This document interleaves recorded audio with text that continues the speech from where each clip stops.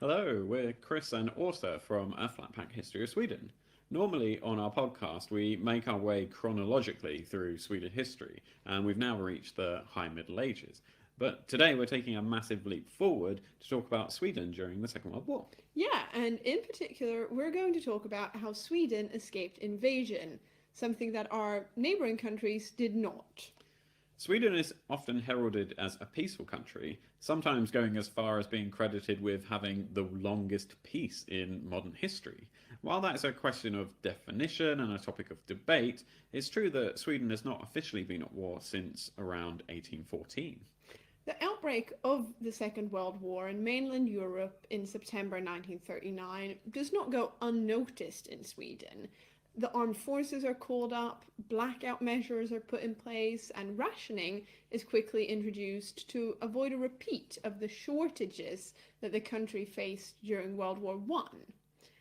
The country quickly declares neutrality, and the government at the time, led by Social Democrat Prime Minister Per Albin Hansson, hopes that they can achieve something similar to what was done during World War One, namely neutrality and protection of their own people and economy. What does have an effect on Sweden, however, is when the USSR, in November of that year, invades Finland. Sweden and Finland share deep historical and cultural ties, and the Swedes care deeply for their brothers in Finland.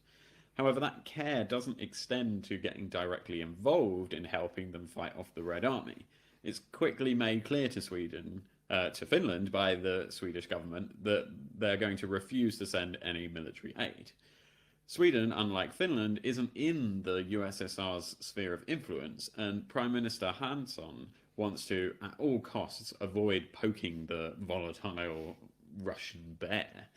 However, on a more personal level, Swedish volunteers will join the Finnish army as private citizens, and Sweden will send humanitarian aid to Finland and will receive 80,000 children from Finland to be kept safe in Swedish foster families. Indeed, and things change, and change dramatically when the spring of 1940 rolls around. On the 9th of April, Germany invades Denmark and Norway, so more neighbours of Sweden. Denmark is actually occupied in less than a day. In Norway, fighting goes on for slightly longer, especially up north, where the Germans fight Norwegian, British, and Polish forces for control of the important harbour at Narvik. But by late May, the Allies are forced to retreat, and the Norwegians, like the Danes, are subject to Nazi occupation. So all of Sweden's neighbours are now either invaded or at war. Along the Swedish shores of the Öresund Strait, the windows of my grandparents' homes rattle and shrapnel fall in their gardens as the Nazis bomb Helsingør and Copenhagen, which is less than 4 kilometers away, just on the other side of the narrow Straits of Öresund. Yeah, it's pretty close. And considering all of this, it's almost odd that Sweden isn't invaded. If it took the Nazis a day to occupy Denmark and less than 2 months to conquer Norway, why didn't they then take Sweden while they're at it? To answer that question, let's look at first why the other Nordic countries were invaded, and secondly, at why both Germany and the USSR might have wanted to invade Sweden to answer the question of, in the end, why they didn't.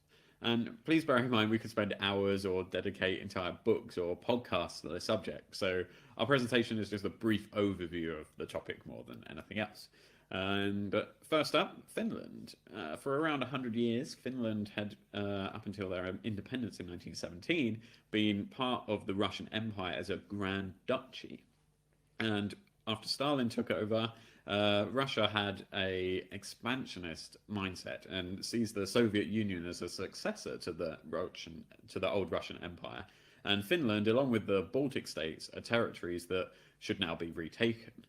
Stalin had a much more practical reason for his actions as well. By getting hold of Finland, he secures ice-free ports, vital for both military and civilian purposes.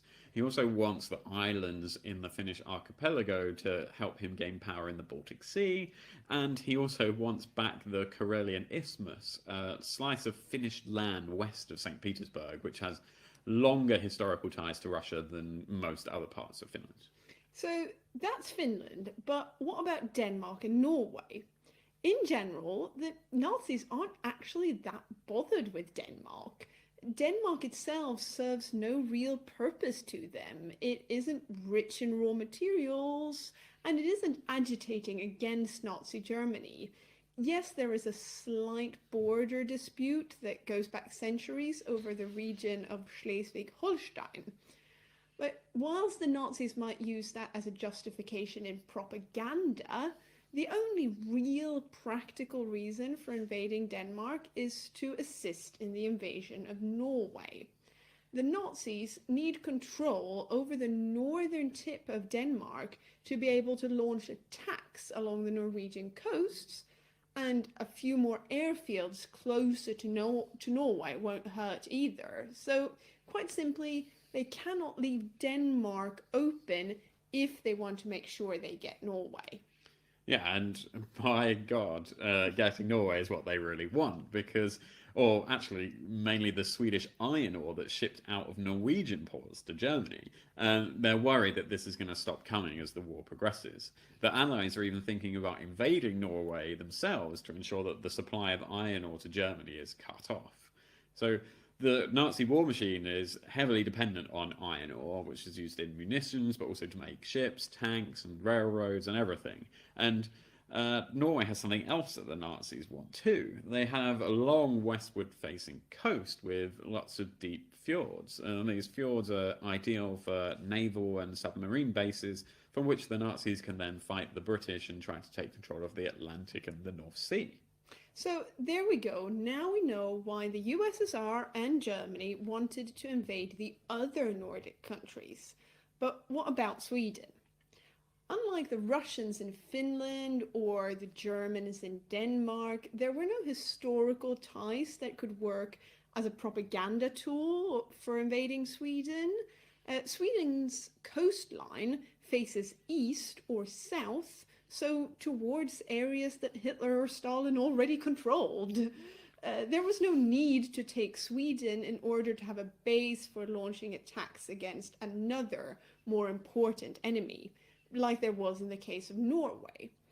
Stalin was never too bothered with Sweden. As long as he got Finland, he was quite happy to leave the rest of Scandinavia in Hitler's sphere of influence, at least for the moment.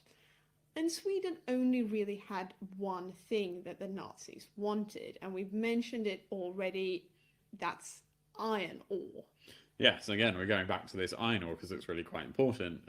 This iron is mined all across northern Sweden and is sold to Germany long before the war started, even before the Nazis took over. And when the Nazis took power in Germany, many influential Swedes saw no reason to stop trading with them. Their attitude was, well, they might be morally dubious, but business is business.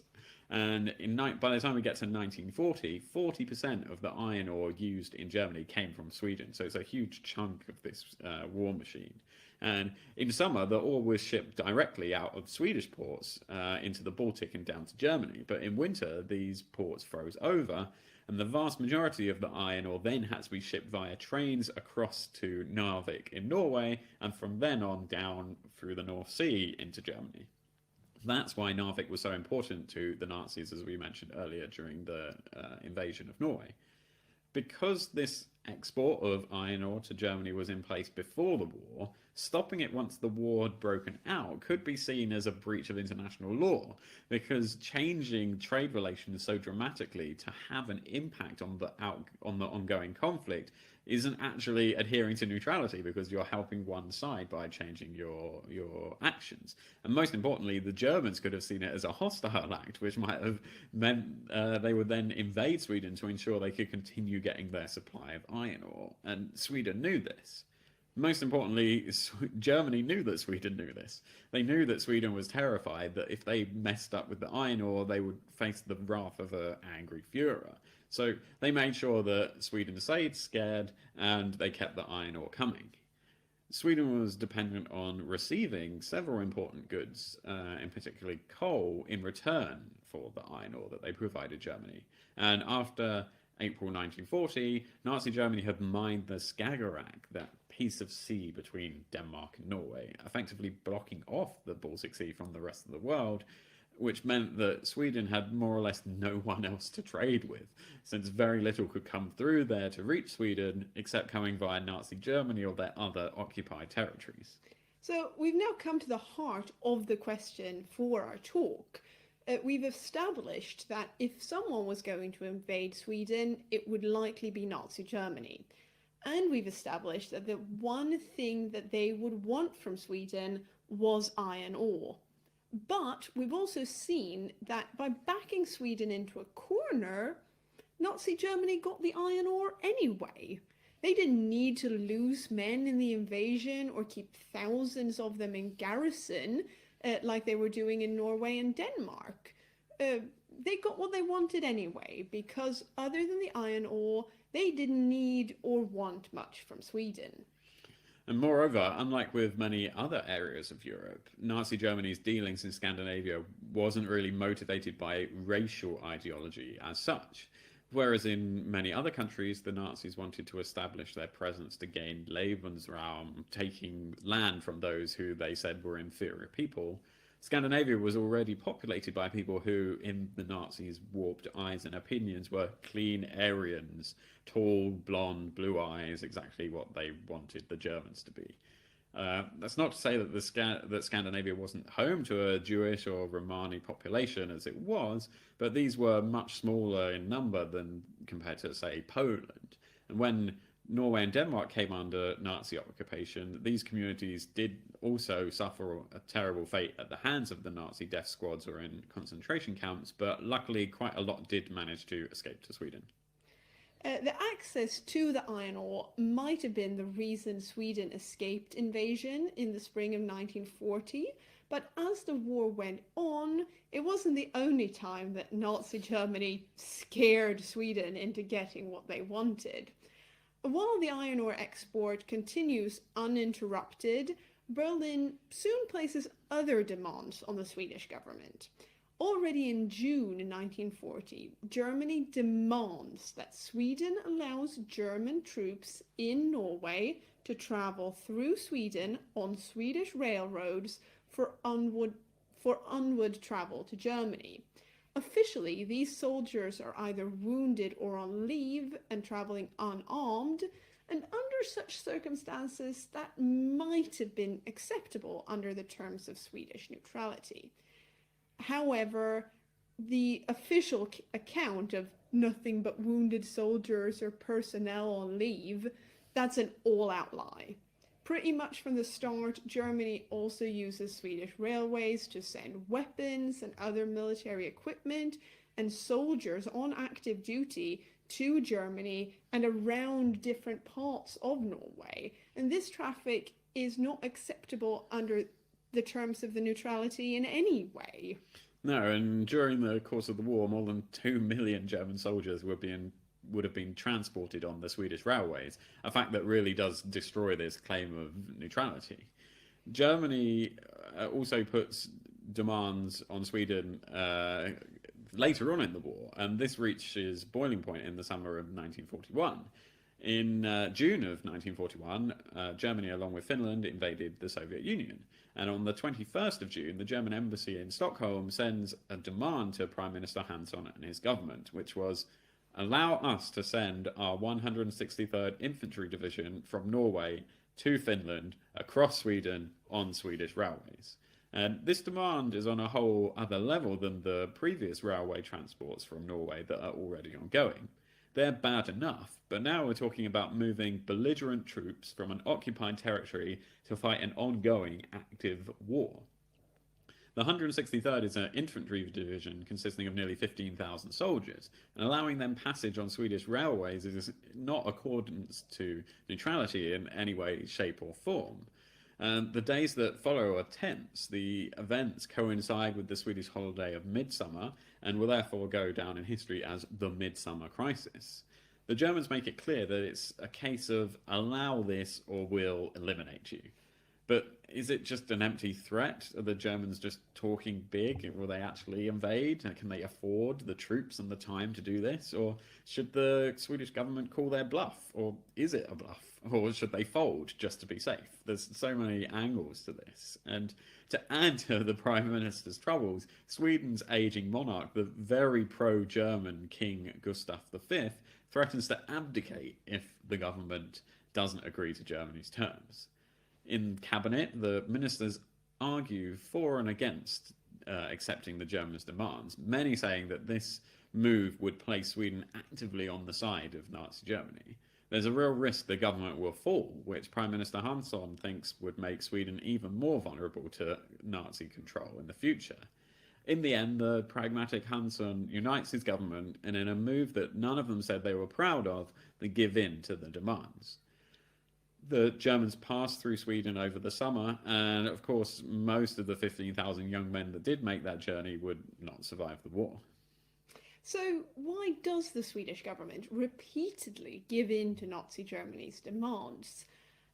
Whilst not seizing the iron ore export, which is what kept Germany out in the first place, that might be seen as a move to not disturb the neutrality. Allowing these troop movements definitely does. And those are not the only demands that Germany makes during the first years of the war. Swedish media is so censored for fear of it publishing or broadcasting anything that might upset the Germans. The Nazi embassy in Stockholm exercises such a control over what gets put out there that they even managed to forbid the performance of a popular anti-Nazi song.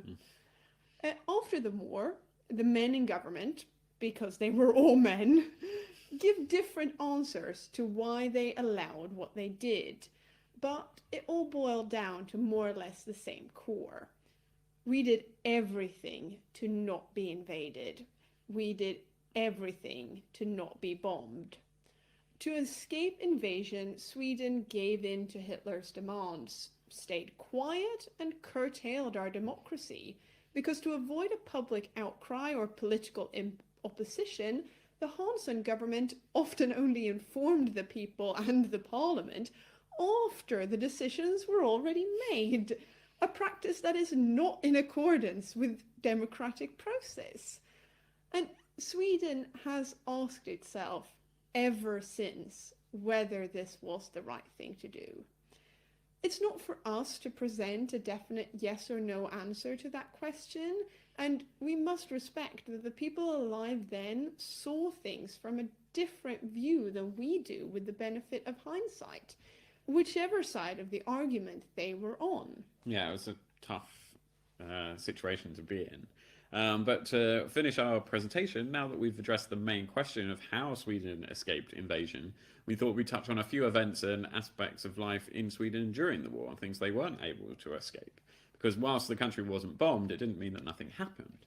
Bombs might not have rained over Sweden like in the rest of Europe, but there was an occasional shower.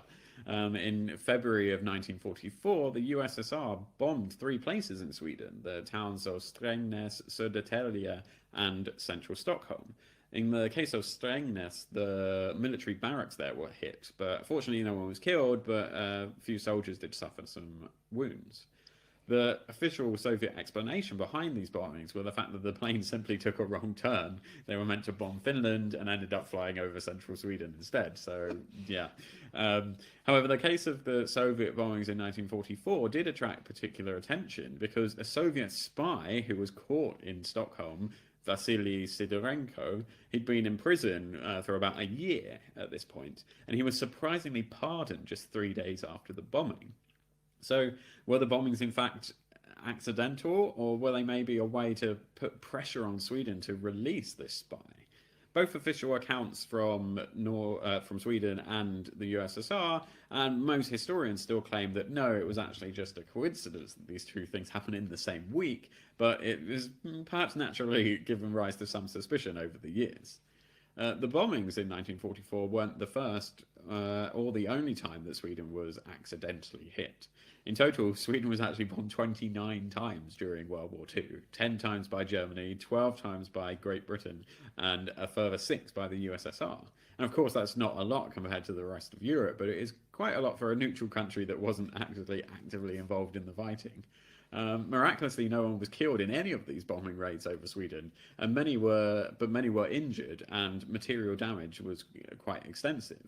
Instead, by far the biggest killer for Swedes during World War II were the mines that were laid all around the coast, and around 2,000 Swedish sailors lost their lives after running into these mines.